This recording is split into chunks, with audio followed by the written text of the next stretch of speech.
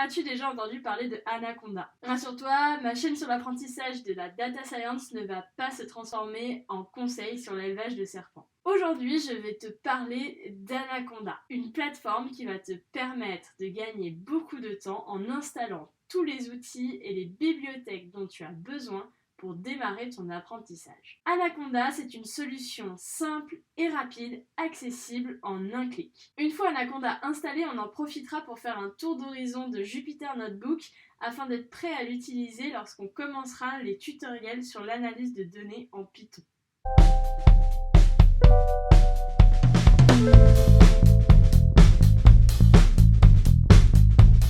Télécharger Anaconda va nous permettre d'avoir tous les outils de développement et les bibliothèques nécessaires à notre apprentissage. C'est parti pour l'installation de cet outil magique. Alors, après une recherche rapide sur Google en tapant le mot-clé Anaconda, je tombe directement sur le site de Anaconda. Donc je clique dessus. Une fois sur la page d'accueil de Anaconda, je vais chercher le petit bouton en haut à droite marqué Download. Donc je vais cliquer dessus. Et puis je vais voir qu'en fait Anaconda me propose de télécharger deux versions, donc une version Python 3 ou une version Python 2.7. J'ai le choix de la plateforme, donc moi je suis sous macOS, donc il me propose directement de télécharger la version pour macOS, mais si vous êtes sous Windows ou sous Linux, pas de souci, vous pouvez cliquer, vous sélectionnez votre plateforme et ensuite vous aurez exactement le même installeur que moi ici. Si je regarde, voilà, même chose. Donc la grande question c'est est-ce qu'on choisit Python 3.7 ou est-ce qu'on part sur Python 2.7? Alors effectivement on va partir sur la version de Python la plus récente, Python 3.7. Vraiment, partez bien là-dessus. Vous cliquez sur Download, donc vous ouvrez le package, et puis ensuite, je vous laisse télécharger et installer tranquillement Anaconda. Normalement, si vous suivez attentivement les consignes, que vous cliquez toujours sur Suivant, que vous acceptez les conditions générales, c'est prêt en quelques minutes, le temps que ça se télécharge. Donc maintenant que vous avez télécharger Anaconda, et on va ouvrir Anaconda Navigator, donc il a cette petite icône là verte, et quand on ouvre Anaconda Navigator, on se retrouve sur une interface où on nous propose de lancer différents logiciels. Aujourd'hui, je vais vous montrer principalement donc Jupyter Notebook, mais on utilisera également Spyder au cours des tutoriels suivants. Donc dans les prochaines vidéos tutoriels, je vous parlerai également de environnement. On verra ça un petit peu plus en détail dans les prochaines vidéos. Donc pour l'instant, on va lancer Jupyter Notebook. Donc j'appuie sur le bouton Launch, grand bouton bleu. Donc vous voyez, ça me lance une console et en fait, ça va ouvrir directement, automatiquement, Jupyter Notebook. Lorsque j'ouvre Jupyter Notebook, je tombe sur une page d'accueil qui contient le dossier racine de mon ordinateur. Vous voyez ici, je suis vraiment à la racine de mon ordinateur. Donc je vais aller dans Documents, puis Tutoriel, puisque c'est là que je vais ranger tous les documents relatifs au tutoriel que je ferai sur ma chaîne. Je vous conseille de vraiment bien ranger vos dossiers. C'est quelque chose que la plupart des gens ne font pas, car c'est vrai que beaucoup de personnes utilisent plutôt la fonction recherche dans le disque dur. Cette fonction recherche, elle est adaptée lorsqu'on a des noms de fichiers toujours très différents, mais lorsqu'on programme, on va avoir des noms de fichiers et de dossiers assez similaires entre chaque projet. Donc du coup, ça va être plus compliqué de se repérer dans les arborescences. Donc pour ma part, je vais d'abord créer un dossier d'exemple.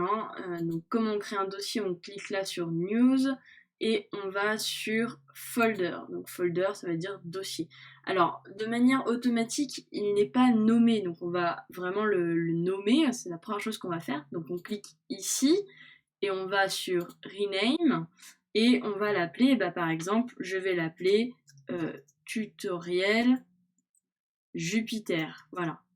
Alors moi j'ai tendance à bien nommer mes dossiers de manière à ce que je puisse m'y retrouver facilement, je sache facilement ce qu'il y a dedans.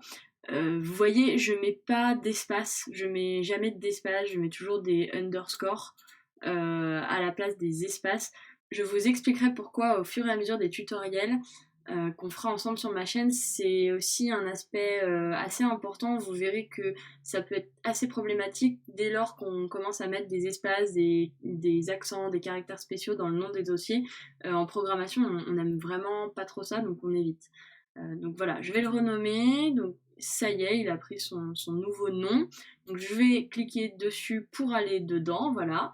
Donc là, tout est vide. Et puis je vais créer un nouveau fichier Python. Donc cette fois-ci, je fais news, puis Python 3, d'accord.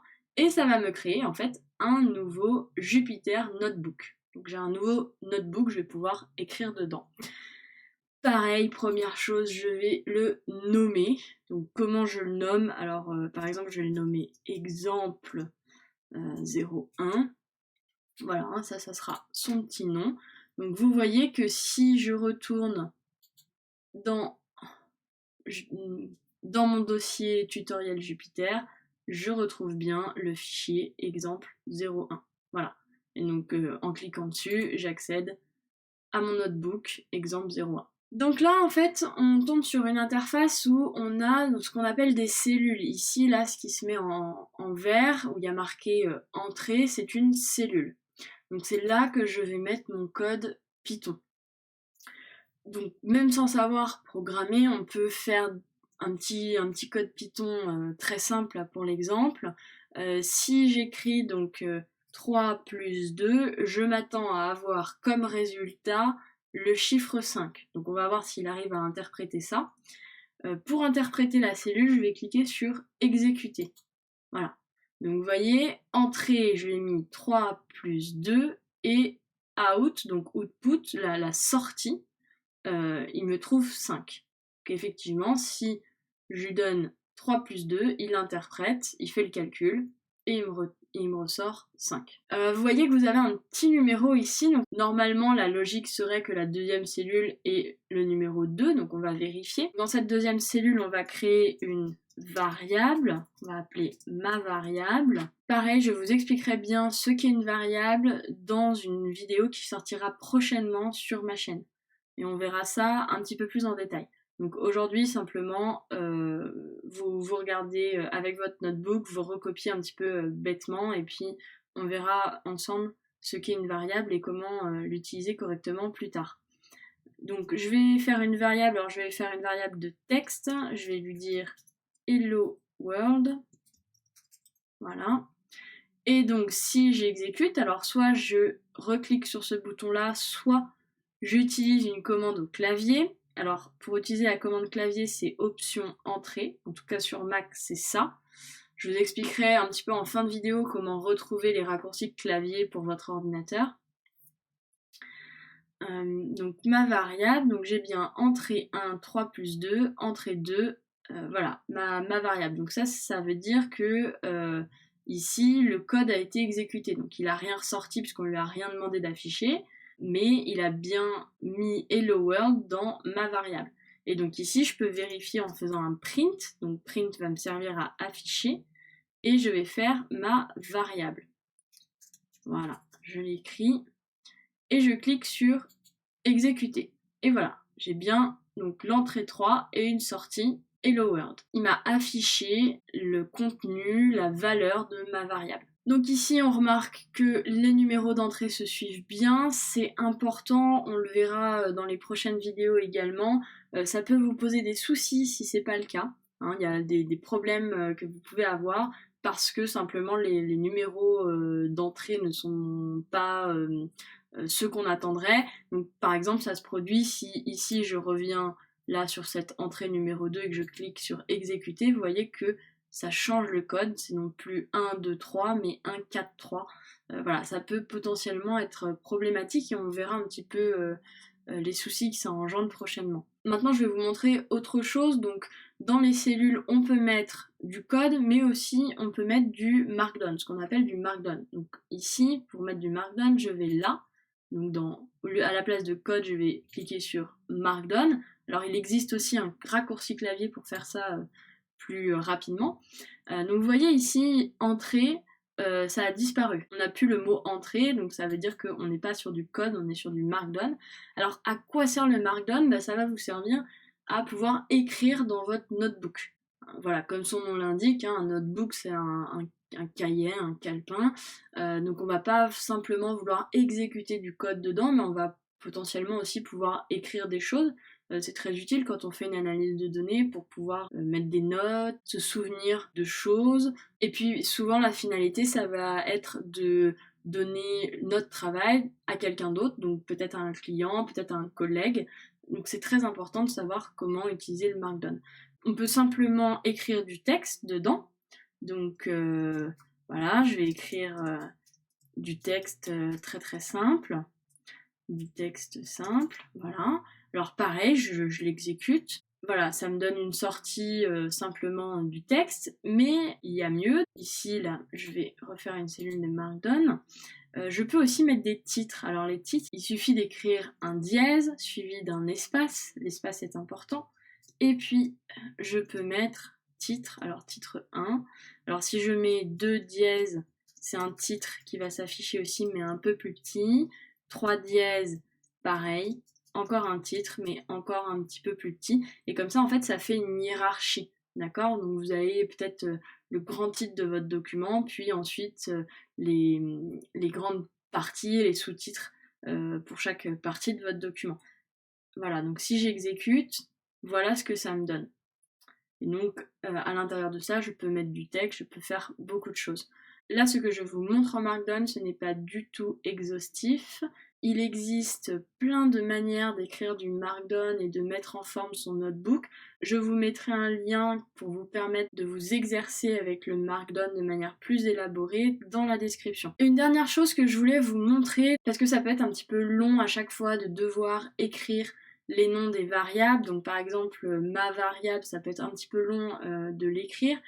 Il existe une auto-complétion sur Jupyter. Je vous la montre tout de suite. Alors il suffit de copier-coller un petit code. Alors ça, voilà, je vous montre ce code-là. Donc je vous le mettrai également dans la description si vous voulez le copier-coller plus simplement, plutôt que de regarder mon écran et d'essayer de déchiffrer ce qu'il y a dessus.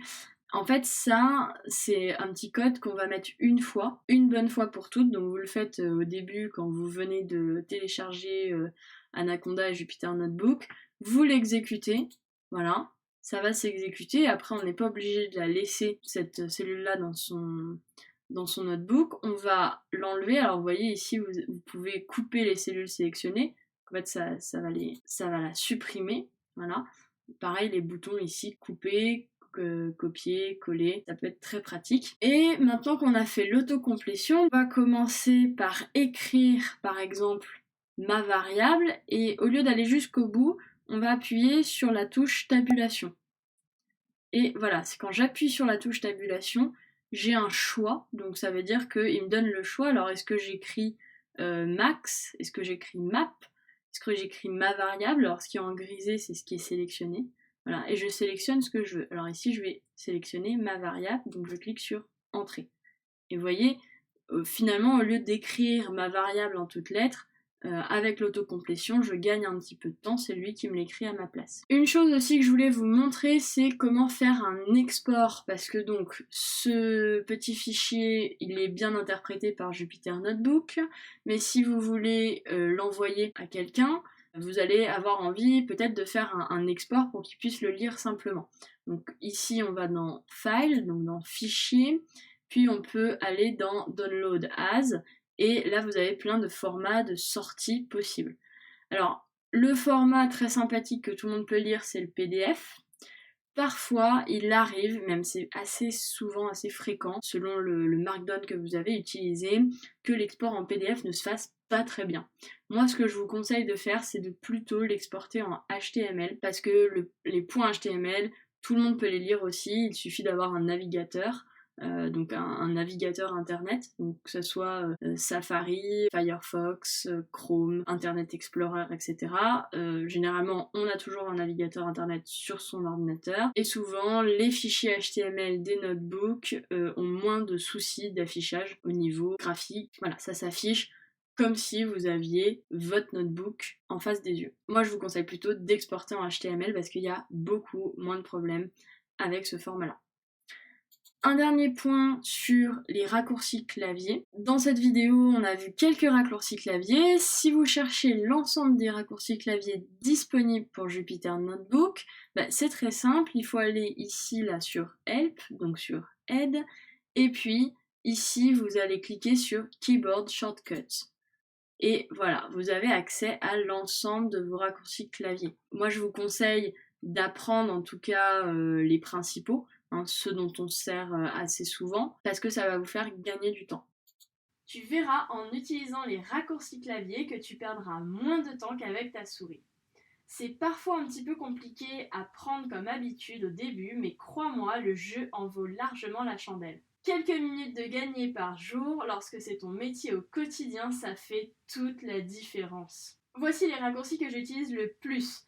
Attention, ils peuvent être un petit peu différents sous Windows et Linux, donc regarde bien la page d'aide. Commande S pour sauvegarder mes modifications. Échappe F pour rechercher un mot dans la page. Option Entrée pour exécuter la cellule dans laquelle je suis et placer mon curseur sur la suivante. À toi de jouer maintenant. Trouve un raccourci qui te permettra d'exécuter l'ensemble des cellules de ton notebook. Évidemment, je t'ai montré les outils couramment utilisés par les data scientists, mais il en existe bien d'autres. En fonction de leurs habitudes, les data scientists n'utilisent pas forcément toujours ces outils-là. Personnellement, en plus de Jupyter, j'utilise assez fréquemment l'éditeur de texte Atom qui est open source. C'est-à-dire qu'il est gratuit. Je l'ai un petit peu customisé au fil des années et j'ai mes habitudes de travail dessus depuis longtemps. Si cette vidéo t'a plu, je te propose de t'abonner à ma chaîne et de la partager autour de toi. Je te donne rendez-vous très bientôt pour découvrir un nouvel outil,